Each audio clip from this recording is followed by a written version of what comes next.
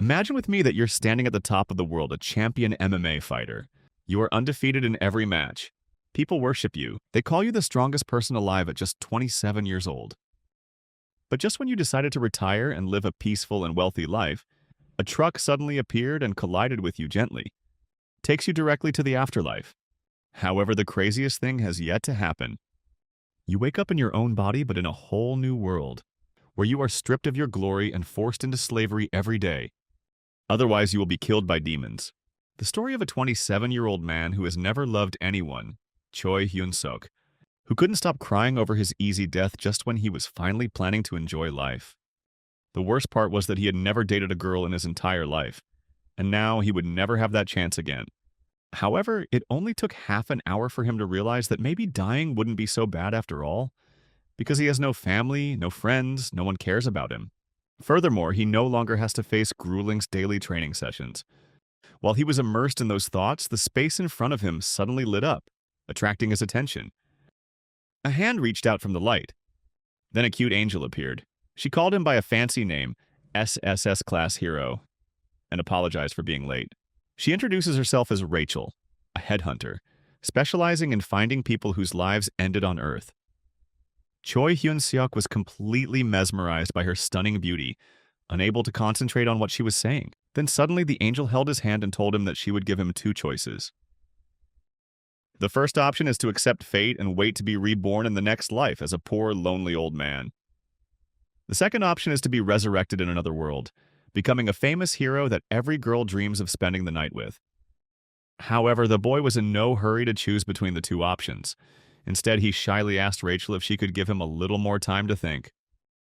The angel approached and tried to convince Choi Hyun-seok that this was the chance of a lifetime, providing everything a man could dream of. She told him not to let it slip away so easily. But the thought of having to fight again, this time not just as a fighter but as a hero, is what makes him hesitate, because all he really wants is a peaceful life, something he has always craved. However, Rachel was not one to give up easily, and for some reason, she firmly persuaded him to accept her gentle offer without hesitation. She determined to explain in a different way to help him lean towards choosing the life of a hero. This time, she used a doll to reenact a scene, right when Choi was reborn as a hero. He will meet a village chief who gives him simple, easy tasks, nothing difficult or dangerous. When he completes the task, the village chief will reward him with his only daughter, who is also the most beautiful girl on the entire continent. However, even after witnessing this performance, the boy still looked even more confused. He still seems no closer to a decision and shows no signs of leaning towards a life of heroism. Seeing Choi's expression, Rachel quickly realized that her first plan had completely failed. Not missing the opportunity, she turned to her backup plan. Suddenly, the angel turned around and started walking away, clearly showing his disappointment with the boy. She wished him luck in living as a poor, lonely old man, and reminded him that there was no guarantee he would be reincarnated as a human in his next life. Her plan was perfect, because the last thing Choi Hyun-suk wants is to come back like an ugly animal, living alone in his next life. Choi panicked. He jumped into action. Choi grabbed Rachel's leg and started begging, saying he would do whatever she wanted. At first, the angel pretended not to hear him, asking him to repeat what he had just said. This time, Choi still clung to her leg, shouting that he would become a hero. A satisfied smile spread across Rachel's face, as her second plan was a resounding success. Not wasting any time, Angel Rachel immediately got to work, preparing to send the boy to a new life, something he did not expect would happen so quickly, as a glowing teleportation ring appeared at his feet. Rachel happily announced that there was no need to waste time here, as a wonderful new world awaited him. The thought of being transported to another world without any preparation made him feel scared. But his complaints fell on deaf ears as the angel took him away without giving him a chance to express his concerns. When her work was completed, Rachel's mood completely changed. She smiled in relief after spending so much time convincing Choi Hyun-suk to do what she wanted. But just as she was about to relax, she received a call from someone. She quickly reported that Choi Hyun-suk's reincarnation had been completed as promised, and then casually asked for her share of the commission according to the agreement. Just a moment later, the main character finds himself lying on a wooden bed. Choi was half awake and half dreaming. He heard, or maybe was dreaming, someone trying to wake him up. Choi Hyun-suk thought that this must be the village chief that Rachel mentioned. the one who would give him easy tasks as she described. He felt confident that everything would be handled easily. However, his peaceful moment was violently interrupted by a strong blow to his stomach, causing him to jump out of bed, frustrated and ready to face whoever dared to wake him up that way. But the scene before his eyes made him completely stunned. A giant orc stood before him, a cow's head on his head, shouting angrily at how he dared to sleep in the slave dormitory at this time of day. For a moment, the main character thought that this was the village chief who would give him his daughter after he completed simple tasks. So he politely sat on the bed and introduced himself as the hero without mentioning his real name. The orc approached, looked him up and down, then surprised Choi by muttering, "The hero now is truly..." and then looked at him in a confused way. Choi was stunned, wondering if he had done something wrong. This person doesn't look like the village chief welcomed him at all. Even though Rachel described it like that, Choi told himself that a beautiful and sweet angel like Rachel wouldn't lie to him unreasonably. He realized this must be a challenge, a mission, or maybe a tutorial mission to start his journey in this new world. However, the aura emitted from the orc wearing a bull's head made him shiver. The feeling was overwhelming, and for a moment, he still hesitated. As a Korean professional boxer, Choi decided he could not back down now. Whether you're afraid or not, you have to face it. Suddenly, he sprang into action. He aimed a kick straight at the orc's weak point. Choi is confident that he can take down this tutorial monster with just one quick kick. He put all his strength into it, his foot hitting the target accurately. But unexpectedly, the blow barely shook the red orc. The monster didn't flinch. It just stood there, looking more annoyed than anything else. The situation begins to change when the monster grabs Choi's leg in midair. The orc taunts him and questions how a hero is so weak. The monster began to squeeze his leg, angrily muttering about being tired of stupid people like this. Choi immediately felt a sharp pain in his leg. But the situation gets worse as the bull-headed orc prepares to counterattack, growling about teaching the self-proclaimed hero a lesson. Choi sensed the danger, but he no longer had the strength to dodge or block the attack. A few hours later, Choi Hyun-suk woke up in an underground prison, struggling and screaming for a rematch with the bull-headed orc. His desperate cries for help echoed in the room until the door suddenly creaked open. This time, a goblin monster entered, carrying a giant bloody sword on his shoulder. The goblin glared at him and growled, "Why have you been so annoying lately?" Seeing the goblin and the sword, Choi was scared to death. He hastily promised to be silent from now on. Before leaving, the goblin warned, "If you do this again, I will turn you into meat soup." The goblin left the scared boy alone, lost in thoughts about how he ended up in this situation, feeling not at all like the hero the angel said he was. The fact that he might die again while still a virgin made his mood even worse. Suddenly, a voice from a small window called out to him, pulling him out of his thoughts.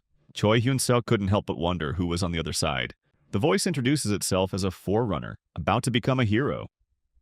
This person went on to reveal that they were being held in the fortress of the Monster King's army, a place where humans were enslaved. Recognizing the man's tone, Choi immediately recognized him as Korean, and eagerly asked if he knew why they were detained here. Seeing Choi's curiosity, the man started shouting loudly, "Hey, self-proclaimed heroes, are you still alive? The real hero who came to save us has finally arrived." Turns out they weren't the only two people held in this prison, as others also started screaming for help, each calling themselves heroes. This only made Choi feel even more confused. Noticing that, the man decided to explain everything he knew to this confused newcomer.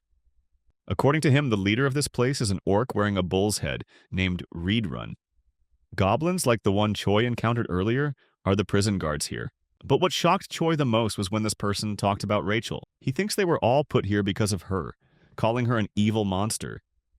This person doubted whether Rachel sent them here on purpose or if it was just a mistake. Hearing these words, Choi couldn't help but think about whether he really should be here or not. He decided to check again to see if this person's information was reliable. The man confidently assured him that he had pieced together everything from other self-proclaimed heroes imprisoned in different parts of the fortress. According to what he found out, the hero usually begins his journey in bustling cities or peaceful villages. That's the way things are supposed to be. But in this case, it seems like the angel Rachel deceived them and sent them to a completely wrong place. In just a few seconds, it all began to sink in for Choi. He was convinced that he was about to live a miserable and cruel life here, all because he believed in the sweet words of that beautiful angel. Perhaps he will die again and still be a virgin. A few hours later, the scene changed to another part of the fortress, where goblin soldiers were supervising a group of hard-working slaves. Among them is Choi Hyun-seok, who is forced to carry a giant log on his shoulder, reluctantly singing the labor song, "Crush humanity, swallow humanity." Every word of the song made his blood boil with anger.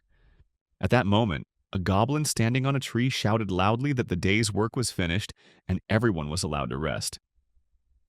Barely able to suppress his anger, Choi clenched his fists and silently promised himself, "One day, I will tear that goblin to pieces." Choi was tired and angry. He returned to his cell and lay down, trying to breathe normally again. Looking at the cold, damp walls of the prison, he couldn't help but think frankly that actually being in this cold cell was better than working in that damned labor yard. Suddenly, a memory of Rachel flashed in his mind. He remembered the moment Rachel had said that, as a hero in another world, he would be able to see his status in a special window. At first, Choi was skeptical of the idea, thinking that maybe it was just one of her lies. However, after a bit of thought, he decided to give it a try. Gathering some courage, he muttered the words, "status window," feeling somewhat silly. But what surprised him was something actually happened. In a split second, a window lit up in front of him, displaying his abilities, powers, and countless other information. When he first saw such a system window, Choi couldn't help but wonder what these numbers meant. Muttering about having 31 stamina, he was suddenly interrupted by the other man's voice, shouting in disbelief, "Wait, you already have stamina?" At that moment, Choi realized that the other person had been following him. The Korean couldn't believe that someone had 31 stamina right from level 1. But when he learned that Choi was a champion in his previous life, things started to make more sense. However, Choi showed no interest in discussing his stats. "No matter how strong I am, it doesn't matter," he said coldly. "As long as I'm still a slave, it's all meaningless." With those words, he lay down on the cold floor. He covered his ears. He tried to block out the overly enthusiastic words of encouragement from the people around him. He wasn't in the mood to make friends or chat right now, just wanted to be quiet, or at least pretend to be. Time passed, and around midnight, Choi turned around to check his status again, hoping there were no intruders. This time, two things caught his attention. The first is mana, which he believes can be used later to enhance superhuman abilities and hero points. However, he didn't understand what hero points were. Although very curious, he tried to ask the other self-proclaimed heroes about it, but none of them knew anything.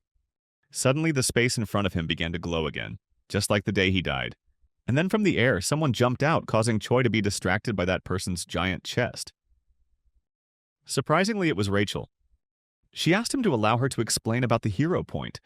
However, there was something different about her compared to last time. This time, Rachel looks a lot smaller, and her angel wings are gone.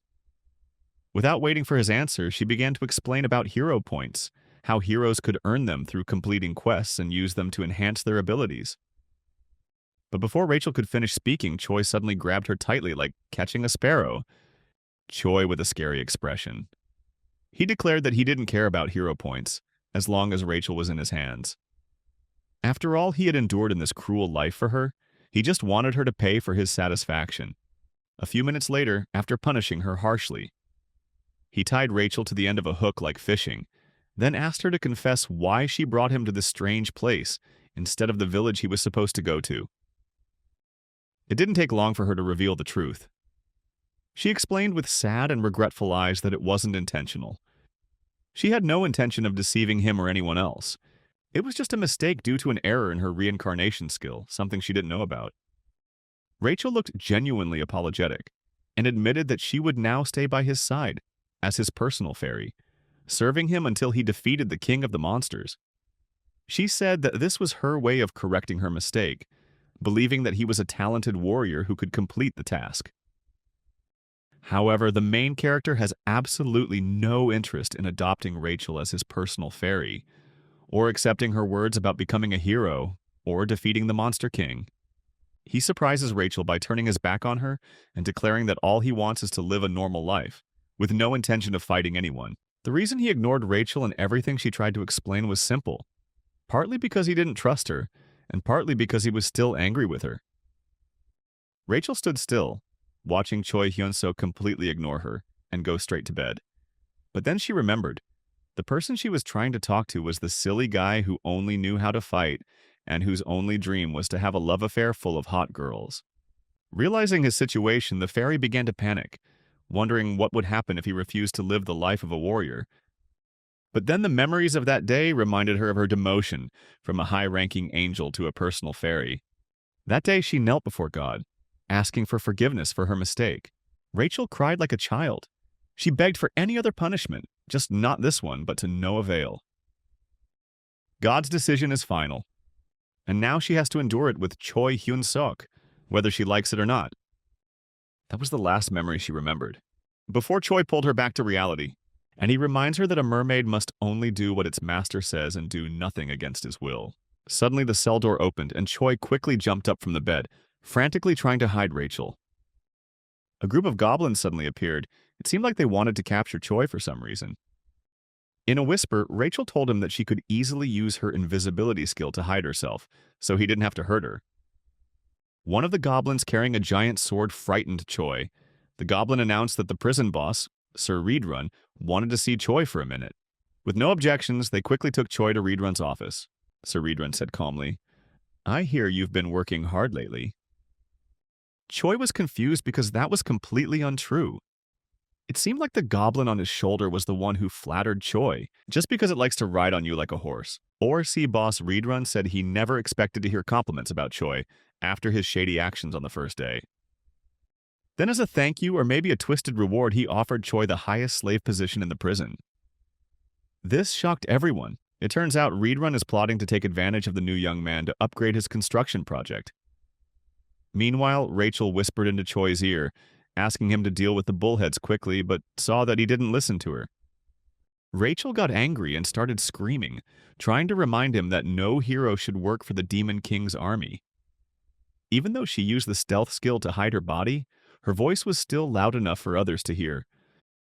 At this time, a goblin and a bull-headed orc became curious about the origin of that voice. To change the subject and avoid suspicion, he had no choice but to hastily accept Reedrun's offer, bowed suddenly, and deliberately banged his head on the table. His quick gesture was successful, making both goblins and orcs forget about Rachel's voice, and instead, they were impressed with his respect. "Your behavior has changed so suddenly," and then, with nothing more to discuss, he was kicked out of the room with tears in his eyes. Having no other choice, he left. A few days later, in the courtyard of the fortress, where the slaves were forced to sing a brutal song about killing and eating humans, there was a man standing on top of the tower watching and giving orders. Surprisingly, it was Choi Hyun-suk, who fully accepted his new role as slave leader. For him, this was a win-win situation because now he didn't have to work as hard as the other slaves and could secretly develop some of his hidden skills, like seduction, in just a few days. His behavior changed so quickly that even those around him began to doubt whether he was the same person or had truly become one of the Demon King's henchmen. Rachel tried to convince him to change his mind, but he was determined and just told the fairy to trust the process and not need anything else. When he saw Slave collapse, he immediately scolded him for being weak. Right after that, the system appeared again, stating that the bull-headed orc's favorability towards him had increased, and he was close to reaching his goal. Without hesitation, he walked straight to Reedrun's office, showed respect and thanked him, even though he wasn't sure if he was really watching him or not. Rachel was getting impatient, unable to bear to see the boy act like that just to please the monsters. She started screaming, demanding to know why he was doing all this. Either covering his ears or simply scratching his head in frustration, he asked Rachel to calm down, explaining that he was only doing so because the system told him to. But Rachel couldn't believe that a system created by the gods would require a hero to raise a monster's popularity level. To prove this, he summoned the system window and showed her the exact message. However, Rachel still refused to believe it, and the message also contained insulting words about her. This only made her cry even more because she felt abandoned by the gods. It seemed like this message first appeared after they left Reedrun's office, where Choi Hyun-suk was preparing to sleep. But Rachel was so angry that she demanded an explanation before letting him rest easy that night. Instead of giving her a convincing explanation to calm her down, Choi held Rachel tightly in his arms, squeezing her small body, angrily blaming her for forcing him to accept that request. And at that moment, a system window suddenly appeared with a new task. It announced that Choi Hyun-suk had fallen into this situation because of a stupid mistake by a stupid person, and to compensate for that mistake, the system would give him a chance to escape. However, to unlock this opportunity, he needs to win Reedrun's favor. At that moment, he couldn't help but wonder what all this was about. However, after thinking for a while, he finally understood. Back in the present, he was acting like a high-ranking devil in the Demon King's army, giving orders and yelling at the slaves with a satisfied smile on his ugly face.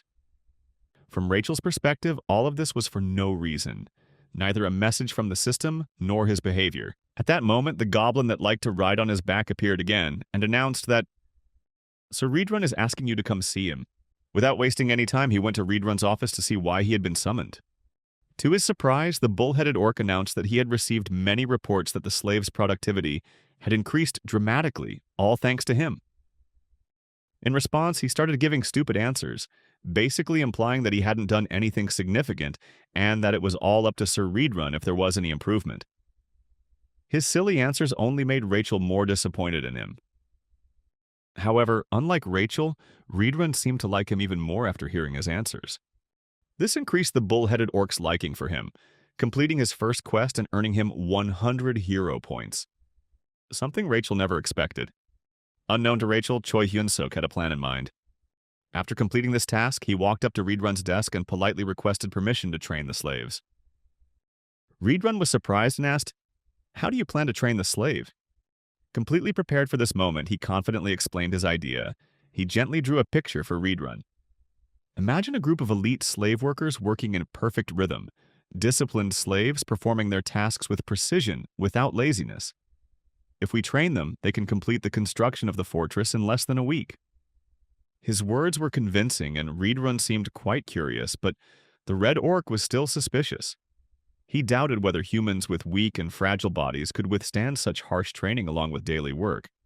However, his proposal attracted the attention of the bull-headed orc. At that time, Choi played a sneaky game, declaring that if this plan succeeded, it would be a great achievement for Reedrun. He even suggested that higher-ups might hear about it, so why not give him a chance to try? This time, the bull-headed orc was convinced and agreed to let him do whatever he wanted to train the slaves. Naturally, Choi Hyun-suk expressed his gratitude. Since it was late, they returned to the cell, but Rachel began to cry again, declaring that her hero had lost his mind and did not know what he was doing.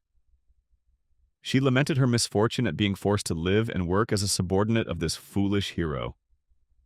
Seeing the girl crying for no reason at all, he felt extremely uncomfortable. At that moment, he decided to reveal that he actually had a solid plan. At first, Rachel didn't believe him. She thought Choi was joking with her like usual, but this time he was really serious. He confidently declares that his true goal is to train human slaves, and when the time is right, start an uprising. Choi shared a bit of his knowledge, explaining that the number of soldiers in the demon army and the number of human slaves were roughly equal. It was just that humans needed a bit of time to prepare for battle. After listening, Rachel felt emotional for the first time. She felt relieved because she realized she was not serving an idiot but working for the demon army. After calming her down, he had one last thing to do that night. Choi checked the rewards he could receive after completing the first mission and earning 100 hero points. Rachel, on the other hand, is a novice fairy, or just pretending to be, unaware that the system has something called a hero shop. Without hesitation, he decided to try his luck and open a shop, hoping to receive something legendary, or at least something worthy of his efforts. Excited to see the reward he will receive after completing the first strange quest, Choi was completely stunned when he discovered that he did not receive a legendary item or skill, but the opposite. Instead, his reward was a choice between 2 F-rank talents, one to hold his breath longer, and one to hold his stools better. The remaining available skills are not much better, such as laundry, cooking, cleaning, and other housework. Rachel burst out laughing, making his already bad mood even worse. This time, Rachel wasn't lying when she explained that this was just a level 1 shop, and he needed to earn more hero points to upgrade it and unlock better rewards. However, what Rachel didn't realize was that this was not the time to ask him to be rational. He lost his temper. Choi Hyun-suk rushed forward. He intended to grab the girl and slap her butt to vent his anger. A few days or maybe weeks later, the slaves lined up neatly in the fortress courtyard, ready to welcome the Demon King. As usual, Choi was the one who organized them. He then ordered the slaves to sing another song about defeating and killing humans. Each group of human slaves was divided into groups of 30 and began shouting and singing songs at Choi's command. Not far away, Sir Reedrun was observing the scene, feeling relieved that he had let the boy train the slaves. Suddenly, one of his subordinates, probably the goblin that seemed to like Choi Hyun-seok, rushed into the office to report an emergency. The goblin immediately announced that the human army was advancing towards their fortress and had defeated the 8th Division, which was assigned to deal with them. The bull-headed orcs did not panic. He calmly assessed the situation. The orcs realized that the 8th Division was the largest demon army in the area. It didn't take long for him to realize they had no choice but to abandon the fort and retreat, just as the construction was nearing completion. The goblin explains that the human army is very close and warns that the boss needs to leave immediately. But Reedrun had another plan in mind. He turned towards the window and looked at Choi Hyun-seok. Based on his experience and instincts, Reedrun realized that this boy could become a valuable person in the future. Therefore, he had no intention of abandoning the boy and running away without him. Meanwhile, Choi Hyun-seok was busy with his daily training, completely unaware of what was going on until he heard a loud sound from Reedrun's window shattering. Even so, Choi didn't pay much attention to the noise, but instead checked his status. At the same time, Reedrun climbed out of the broken window, preparing for action. While Choi was thinking about how no unexpected event could raise his status, Reedrun suddenly jumped and landed right behind him. As expected, Choi was startled and couldn't help but wonder what was going on with Reedrun. Without wasting a second, Reedrun told him to follow immediately. Choi was still in shock. He couldn't help but wonder why he suddenly had to go with the red orc boss. Before Reedrun could explain, the human army suddenly appeared and their commander ordered an attack. Soldiers with spears rushed forward while archers provided cover fire from behind, taking the goblins completely by surprise.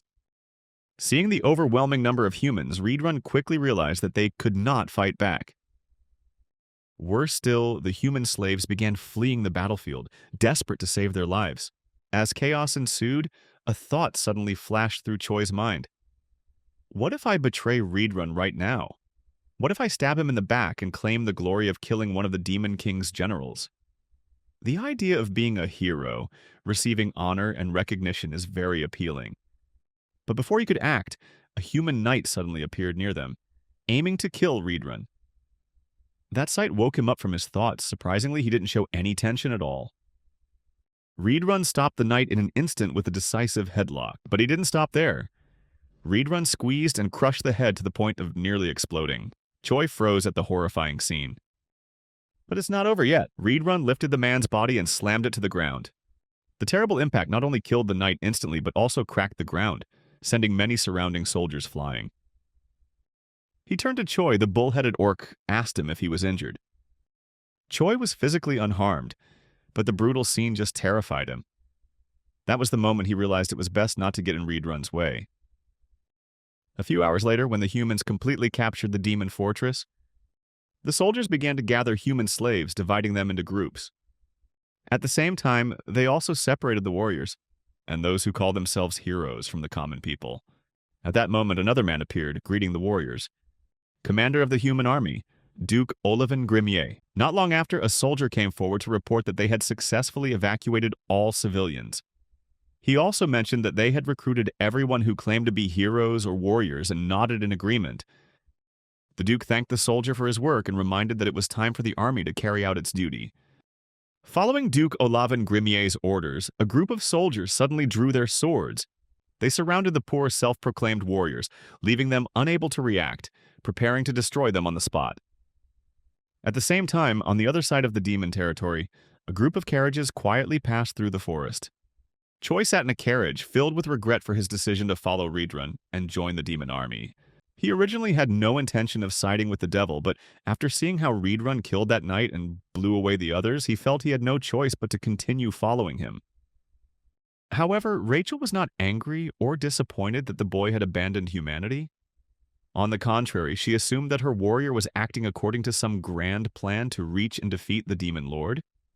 She even thanked Hyun-seok for this.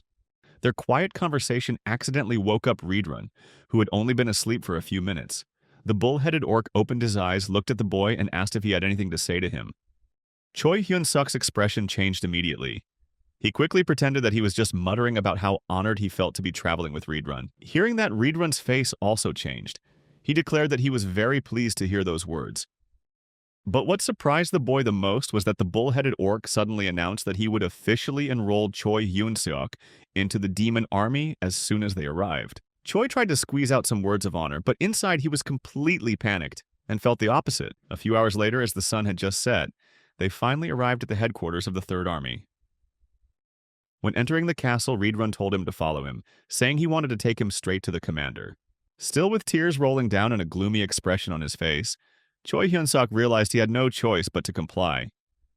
To make matters worse, Reedrun made him even more scared by warning him to be very careful in front of the commander. Otherwise, he could lose his life in the first minute. Choi Hyun-suk doesn't want to lose his life. He reluctantly accepts this as a challenge he must overcome to survive. He followed the bull-headed orc down the hallway until they reached the commander's room. Reedrun announced his presence and politely asked permission to enter. After a few seconds of silence, a voice finally responded, allowing them to enter. It was a woman's voice, and this immediately made Choi Hyun-suk suspicious. Was the scary commander that Reedrun warned about a woman, or was it just the voice of a female janitor? All of his questions were answered as soon as he entered the room. In front of him was the demon commander, a woman with breasts bigger than watermelons, which naturally attracted his attention, even more than the first day he saw Rachel. On the other hand, the demon commander acted as if she was reuniting with her long-term boyfriend. She was practically glowing with happiness, clearly showing her joy at seeing Reedrun again after a long time.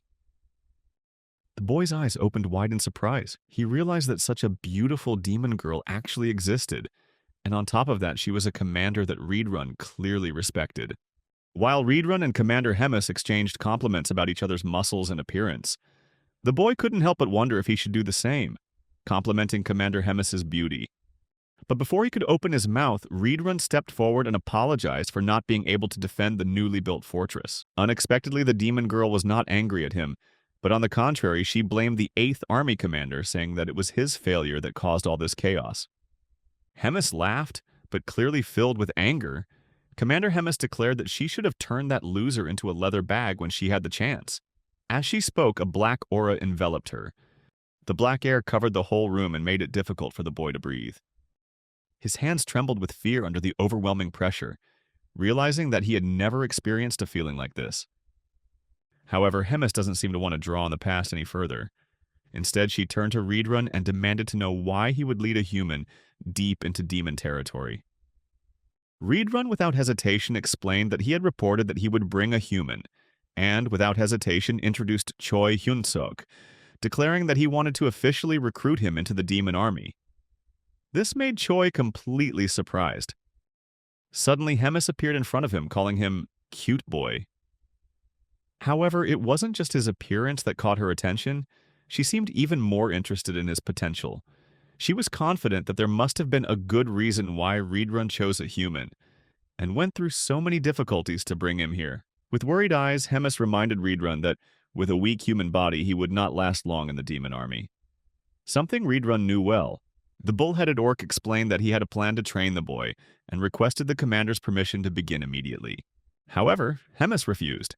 She told Reedrun that someone like him shouldn't waste time training a weak and ugly human, but she clearly had something else in mind to help the human Reedrun loved survive. Suddenly, Hemis made a sudden move and started transforming his head into a completely different shape in the blink of an eye. A strange aura surrounded her, making the air heavy. Choi Hyun-suk stood there, surprised, his mouth almost falling to the ground when looking at the strange transformation. But things only got more bizarre when Hemis stuck her hand into her mouth, which resembled the mouth of a carnivorous plant, and pulled out a cute demon creature, looking like a cross between a cat and a dog, as her head returned to its normal shape. She lifted up the pet creature and declared that from now on, Choi Hyun-suk would be her new pet caretaker. This creature is called Bobo, and as soon as it saw the boy, its cute face immediately turned into something like a dog, ready to devour its next meal. Choi was both surprised and scared at the same time, first because of the commander's bizarre transformation, second because she calmly pulled out a living pet from her stomach, and finally because Hemis asked him to take care of it. His obvious reaction did not go unnoticed by Commander Hemis. She immediately changed her tone, narrowed her eyes and asked, "Do you dare not like Bobo?" Finding himself in a life-or-death situation, Choi did not hesitate. He straightened his back, gave a military salute, and declared that it would be a great honor to take care of Bobo. Hemis was clearly satisfied with his answer and gave the pet creature to him without another word. While doing so, she calmly began to explain about Bobo, like how he became wild when he was hungry, or how he had eaten all his previous caretakers. Choi stood there, his body stiff. He nodded to every word she said. He was too scared to stop Bobo from nibbling on his head.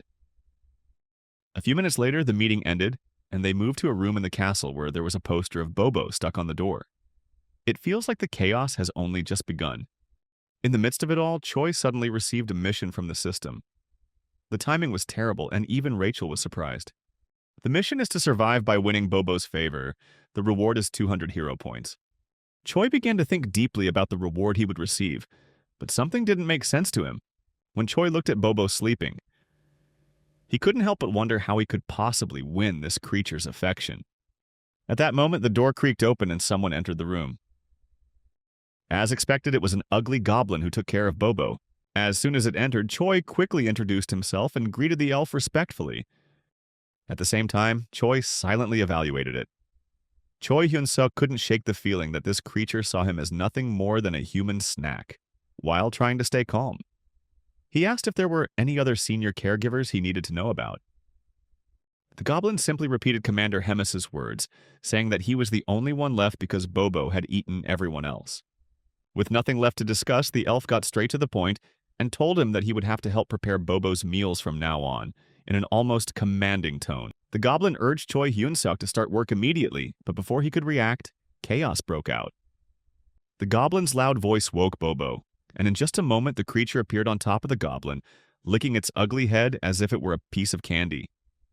The elf stood still, realizing that he was about to encounter bad luck. Panicked, the goblin hurriedly ran behind Choi Hyun-suk, hoping for protection, and began to tremble in fear. In desperation to save his life, the goblin began giving the boy food, hoping to distract Bobo and save his life for the day. It's clear that the goblin is scared from the bottom of his heart, but his cowardice pushes Choi Hyun-suk into an awkward and dangerous situation. The boy did not expect, and was completely surprised by the goblin. However, Choi Hyun-suk is not the type of person to let a little goblin force him to sacrifice his life. Without hesitation, he grabbed the goblin's belt and threw it aside with all his strength. Bobo was ready for this moment, eagerly awaiting his snack.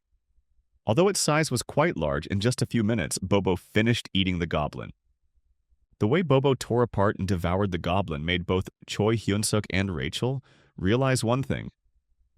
This dog really loves goblin meat. After feeding Bobo, a new problem appeared.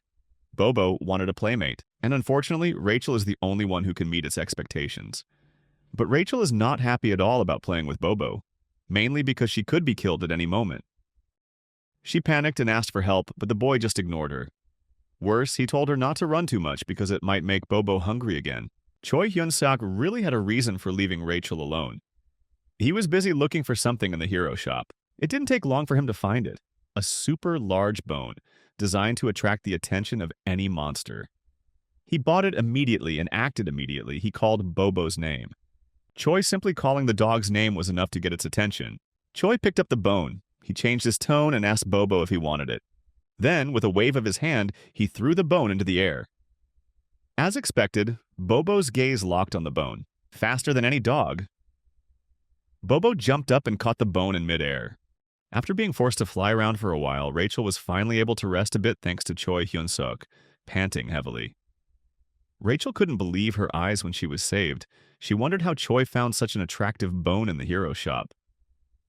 Choi Hyun-suk felt proud of himself. He started bragging about his intelligence and said that it wouldn't take too long to complete any task. But he didn't know that Bobo had started targeting him. Luckily, Bobo missed the target, but that was the moment the boy was stunned because he realized that things wouldn't be as easy as he thought. It turned out that Bobo had swallowed the large bone and was now holding the boy's collar in his mouth. Clearly, one bone was not enough for him. Choi stared at Bobo, realizing with fear that the dog needed more fresh food, preferably something other than his own meat. It was then that Rachel suggested they take Bobo out to find a more suitable dish. Her words gave him an idea to save himself from becoming Bobo's next meal. Thinking for a moment, he tried to think of a magic word that would calm any pet. Suddenly, an idea flashed and he shouted, "Go for a walk!" In a sudden twist, Bobo's entire demeanor changes.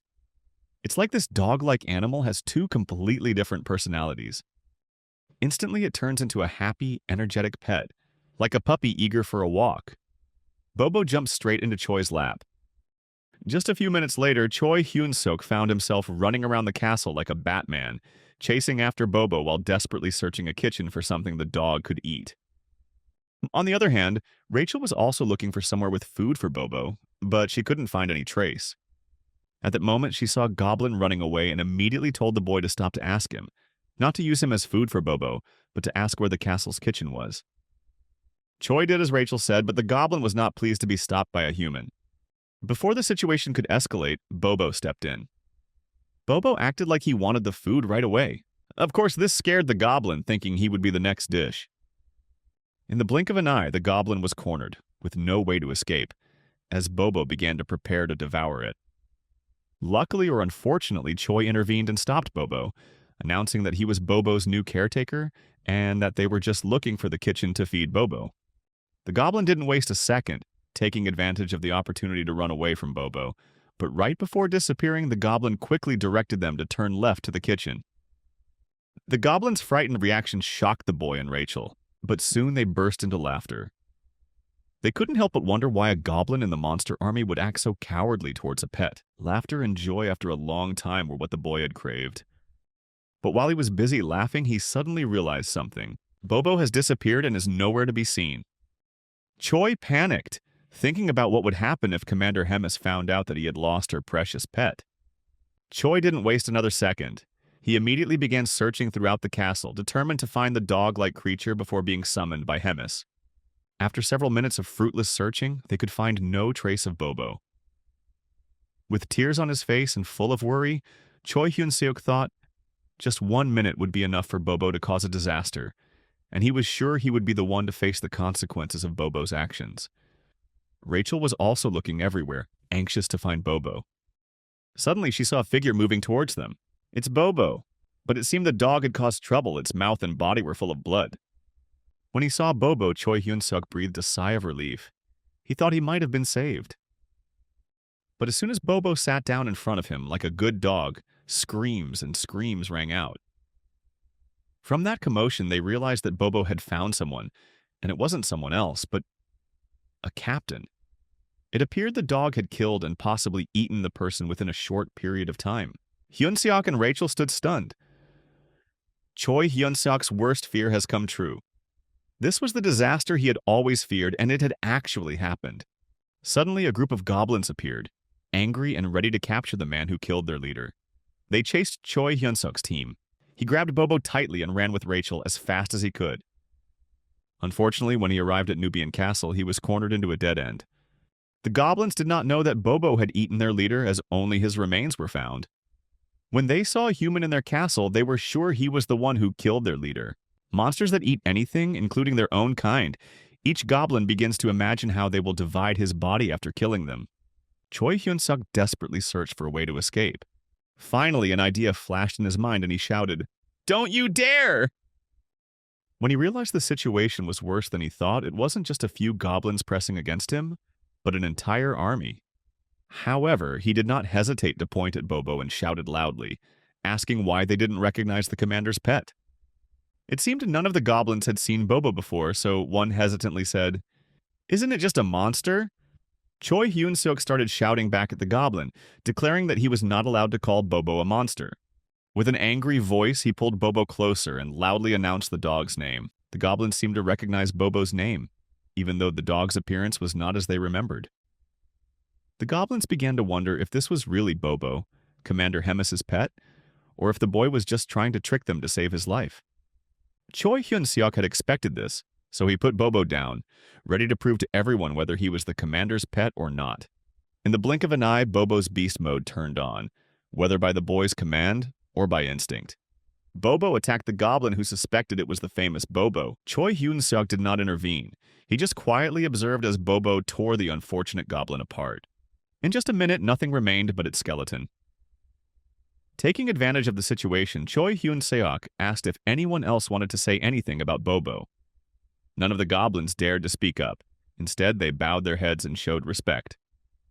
At this time, his hidden attribute, charm, had increased as he was able to subdue so many goblins.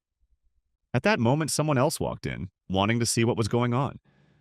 It was Commander Hemis. She suddenly appeared, completely surprising Hyun-seok. Luckily, he had resolved the situation before. Not long after, they returned to Commander Hemis's office. She directly asked Choi Hyun-seok if she really needed to use her and Bobo's names to survive. Realizing the situation, Choi Hyun-seok knelt before Hemis, who admitted and apologized for what he called his serious sin.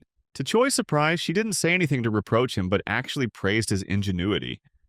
Just a moment later, in a sudden move, Hemis came closer and gently touched his face, praising him for not being stupid like the other monsters. She also said that she really liked the way Choi Hyun-seok acted, without fear. She even commented that he had guts. Returning to his seat, Hemis explained why she was interested in him. She said that she realized Choi Hyun-seok was different from most monsters, who just acted based on brute strength without thinking, and ended up causing a lot of trouble. Choi Hyun-seok didn't completely understand what she meant about monsters causing trouble, so he asked for more details. However, Hemis told him to wait, saying that she believed he would understand on his own later. Just then, out of the blue, Commander Hemis asked him if he had ever thought about becoming her exclusive partner. Choi Hyun-seok was completely confused. He couldn't believe that she was considering being her exclusive partner, especially with his current skills and level. This seemed impossible to him. However, Hemis explained that she had no intention of making him her exclusive partner right away, as doing so would not be good for her reputation. Instead, she explains that in Monster Army there is a decisive battle system, allowing anyone to challenge their opponent and take the spot if victorious. To help this person progress, Hemis offered to protect him for a month. After that, he will have to fight opponents of her choosing. If he accepts this offer, Choi Hyun-seok can renew her protection every month, as long as he continues to defeat each opponent she chooses. Hemis planned all of this to help him gradually climb the promotion ladder, hoping he would become a squad leader like Reed Run and prove himself useful. However, he couldn't help but wonder what would happen if he lost a match. Revealing some of his cannibalistic temperament, Hemis responded coldly, warning him not to expect anything other than a painful death. Not long after, Choi Hyun-seok found himself outside the commander's office, deciding to agree to do as Hemis said, but he began to regret his decision. To make the situation even worse, Hemis chose an opponent for him on the spot, who was so strong that Rachel immediately thought she would have to say goodbye to him forever after next month. Desperate for inspiration, Choi Hyun-seok turned to Rachel and asked if she still remembered the day she called him an SSS-level hero. Rachel replied that she remembered, but then Rachel began to explain what she had said that day. That wasn't a guarantee. She was referring to his potential, which was possible but not certain. Choi Hyun-seok was hoping to receive encouragement, but instead, Rachel's words made him feel disappointed and depressed. That's not what he wanted to hear right now. As despair began to creep in, he suddenly stood before a giant door, its surface covered in dried blood. He immediately realized it must be the castle's kitchen and decided to explore. As soon as he opened the door, he encountered someone. Or, to be more precise, someone asked if he was the person the commander mentioned. It was a large ogre-orc goblin named Kulkan, the chef of the demon army. Kulkan then asked why he came here. Choi Hyun-seok was a bit shy. He hesitantly asked if he could get some snacks for Bobo. To his surprise, Chef Kulkan flatly refused. Kulkan shows no interest in helping Choi Hyun-seok, claiming that the only orders he received from Commander Hemis were to not harm the humans in the castle. Other than that, Kulkan clearly doesn't care. However, Choi Hyun-seok knew that if he couldn't find something for Bobo, he wouldn't live long. Therefore, he persistently continued to ask for help. Seeing that Choi Hyun-seok was desperate, Chef Kulkan glanced in one direction and signaled him. He told Choi Hyun-seok to go get it himself. Choi Hyun-seok looked in the direction Kulkan pointed and discovered a group of goblins standing behind Kulkan. They were busy doing something. They were busy dismembering a green beast. They laughed and celebrated as they chopped it into pieces and enjoyed a bloody feast. The scene resembled a party. They celebrated the death of a comrade and turned him into a delicious dish. Looking at the scary actions of the goblins and their strange appearance, Choi Hyun-seok couldn't help but wonder if all of those goblins were butchers or chefs working in the kitchen. He was trapped in the middle of the gruesome scene of the goblins celebrating while Kulkan stood close to him, creating a strong pressure. He wondered how to get a snack for Bobo when there were no options, in a forest where Choi Hyun-seok faced a giant wild boar. But he was not alone. He was forced to follow a group of goblins to hunt something for dinner. Before the boar could reach him, its attention turned to another goblin, and in one swift strike, the boar killed that goblin. The goblin's lifeless body was thrown in front of Choi Hyun-seok, making him wonder who would be his meal, the goblin or the wild boar. Rachel suggested they should run away to avoid ending up like that unfortunate goblin. But with so many eyes watching, Choi Hyun-seok thought it was impossible. However, he knew Rachel was right. Their lives were in serious danger, and he thought the best plan now was to find a place to hide. Unfortunately, just as he was thinking that, someone called out to him.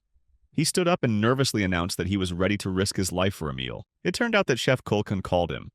However, Kulkan quickly said that Choi Hyun-seok did not need to fight the wild boar anymore, for the pig had been killed and the hunt was over.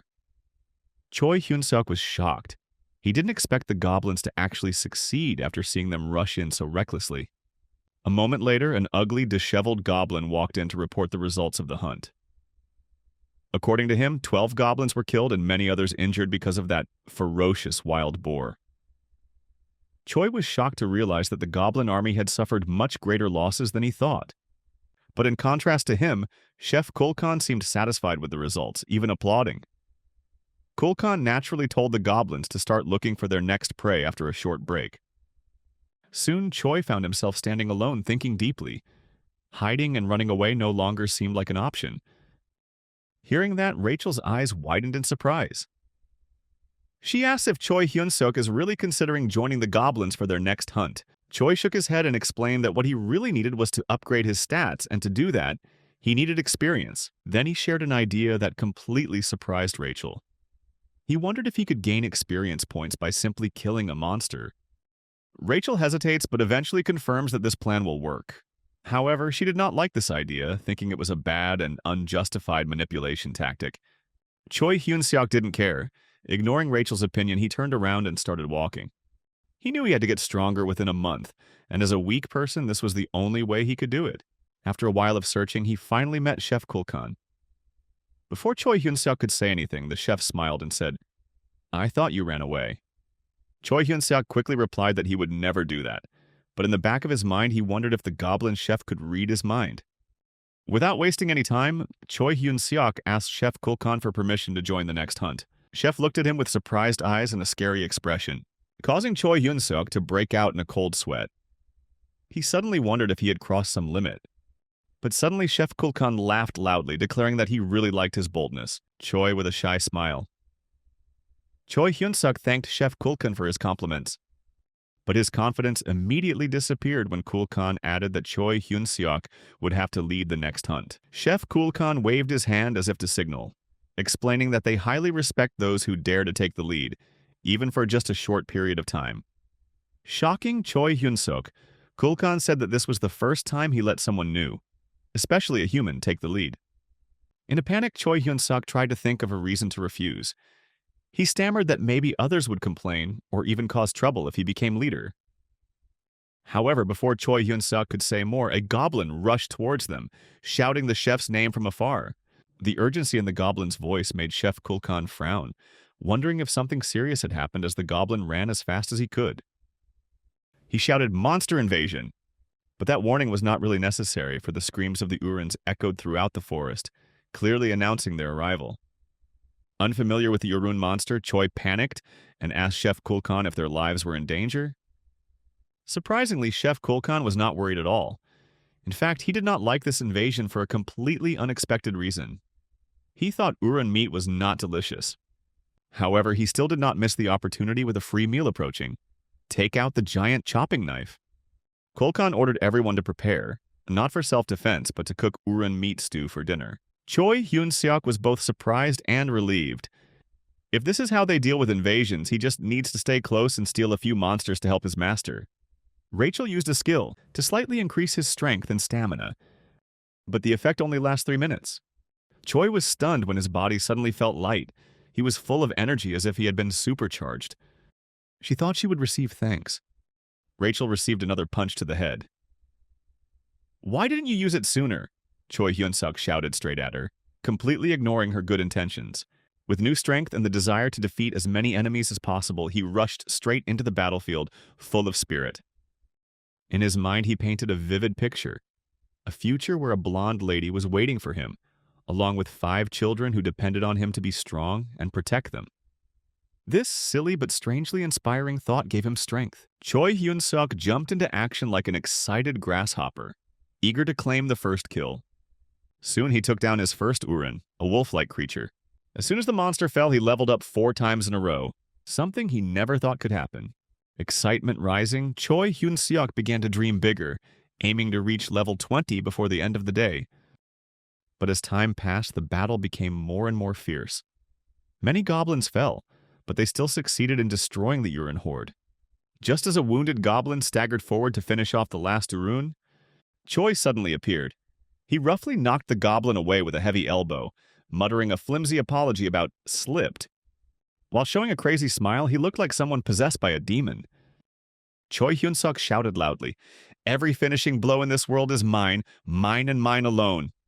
After a while, Choi Hyun-suk found himself separated from the group of goblins, standing to the side watching them butcher and pack the spoils from the wild boars in Arun.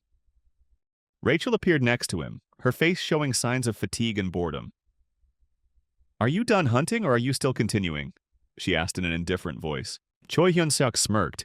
He called her his buff machine, and replied that all the monsters in the area had been destroyed and the goblins were about to finish cleaning up. However, the smile on his lips quickly disappeared when he realized that some goblins were secretly stealing a piece of meat. The goblins were supposed to bring that meat back as food for the army. Choi Hyun-suk completely did not understand what was going on, until Chef Kulkan gently placed his hand on Choi's shoulder, pulling him out of his thoughts and wondering why he was staring for so long. Surprised, Choi Hyun-suk immediately asked if the goblin soldiers were really allowed to eat army food. Unlike him, Kulkan calmly explained that it was the privilege of hunters and chefs. They could enjoy fresh meat as a reward for their efforts. He added that this was essentially the only reason why they dared to risk their lives on dangerous hunts. However, that explanation still made Choi Hyun-suk uncomfortable because it was completely unreasonable in his eyes. Choi couldn't imagine risking his life just for the chance to eat fresh food. For him, no dish is worth such a risk. On the contrary, Chef Kulkan seemed impressed with Choi Hyun-suk's efforts. He smiled, praised his diligence like a true warrior, and then gave him a piece of meat from his portion as a sign of respect. Choi Hyun-suk stared at the piece of meat in front of him, half-bitten, and hesitated. Is it really as delicious as Kulkan says? After a moment of consideration, he decided to try. Choi carefully took a bite. His first impression was that the meat wasn't bad, but it wasn't anything special either. The texture was a bit chewy and the taste was confusingly bland, making him feel disappointed. Looking at the overjoyed goblins, Hyun-suk wondered why they were willing to risk their lives just to eat this ordinary, sloppy meat. Then suddenly, a crazy idea flashed in his head and made him blurt out, "What if I could make a dish that was even more delicious?" He didn't mean to scream, but that thought filled his mind. If he could create a truly delicious dish, he would surely win everyone's support. Maybe even control them if the plan was successful. Without waiting for Rachel's opinion, he opened the hero store. Choi raised his hands like a crazy rock star. But then he remembered he only had 70 hero points left and needed to use them wisely to achieve his goal. Knowing exactly what he needed, he didn't hesitate. His hand glowed when Rachel looked at him with puzzled eyes. Soon everything was clear. He used 20 points to buy spices, including salt, and the remaining 50 points to get an F-rank cooking skill that improved his cooking skills. Rachel could only silently observe, wondering what he was planning to do.